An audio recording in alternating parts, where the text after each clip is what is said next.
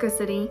My name is Jennie, and today I'm going to be sharing a little bit of my testimony with you. I've never really spoken about this in depth before, so it's a little scary, but God has brought me so far and done so much more for me than I could have ever imagined that the least I can do is give Him praise and share my story in the hopes that it helps somebody else. So, anxiety and depression are things that I've struggled with for pretty much as long as I can remember.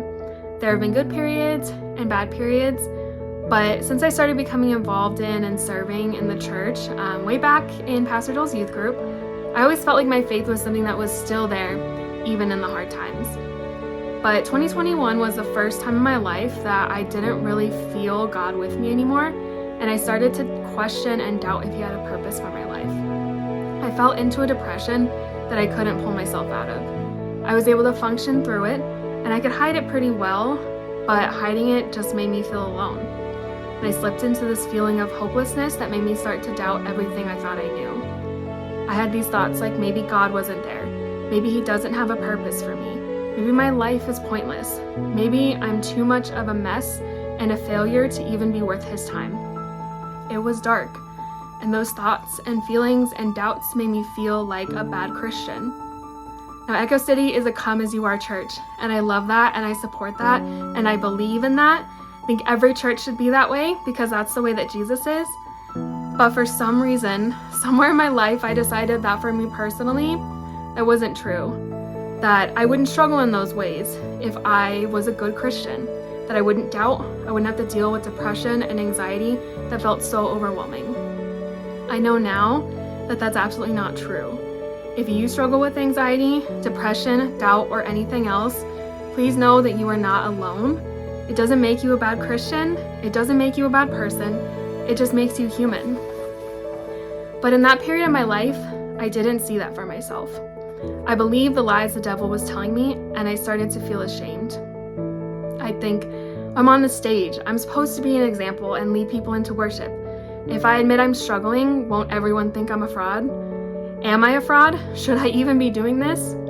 And those thoughts about myself and the shame I felt pushed me to silence and pushed me to isolation. I isolated myself from others and from God. And it turned into this cycle of my depression and the lies that I was listening to, leading to doubt about myself and about God. And that led to shame, which led to hopelessness, which led back to depression, and it was just on and on.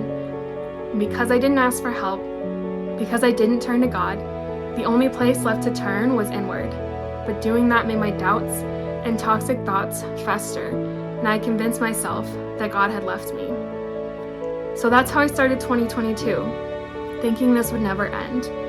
Even though there was a little voice in the back of my mind saying, it's not supposed to be this way, I had resigned myself to thinking that the pit that I was in was where I would stay.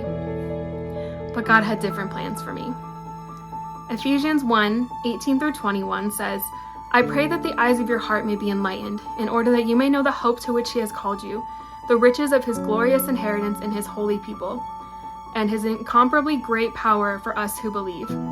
That power is the same as the mighty strength He exerted when He raised Christ from the dead and seated Him at His right hand in the heavenly realms, far above all rule and authority, power and dominion, and every name that is invoked, not only in the present age, but also in the one to come. At the time, my eyes and my heart were closed to God, and I had forgotten that power that lives in me.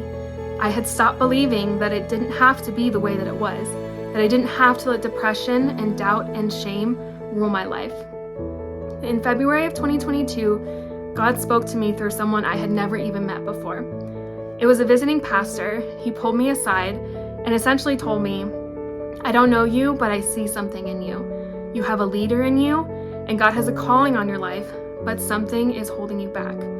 If you let it go, you can do great things for God, but you have to make that decision to move forward. So I took what he said, I thought about it, I started to pray about it, and I realized that little voice in my head that I mentioned that had said, it doesn't have to be this way. That was the Holy Spirit trying to talk to me, but I wasn't listening. So God had to get my attention in a way that was so clear I couldn't deny it was Him. And that was really a turning point for me. I decided that instead of continuing down the path of hopelessness that I was on, I would turn to God and focus on His will for my life and how to find and follow it. And that's not to say that I don't still have moments where I struggle. Depression isn't something that vanishes overnight, and I don't know if it's something that will ever fully go away for me. Everybody has those things they deal with in life, and this is one of mine. But it doesn't scare me like it used to, because I know that in those times of struggle, I can turn to God. And knowing that, I feel more peace than ever. Giving my struggles to God doesn't mean they disappear. It just means that I have His power and His strength to lean on and use to help push me through those hard times.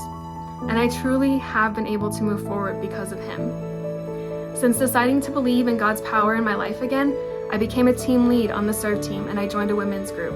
I've furthered friendships, I've let go of old hurt, I've pushed myself out of my comfort zone, and I've started to find confidence and real joy again. So I just want to encourage you that whatever situation you may be in, like Ephesians says, open your heart to the hope of God. Stop believing whatever lies the devil is telling you, and start believing again that God's power, the same power that raised Jesus from the dead, is within you. Start believing again that He loves you, He is with you, He is for you, and you are never truly alone.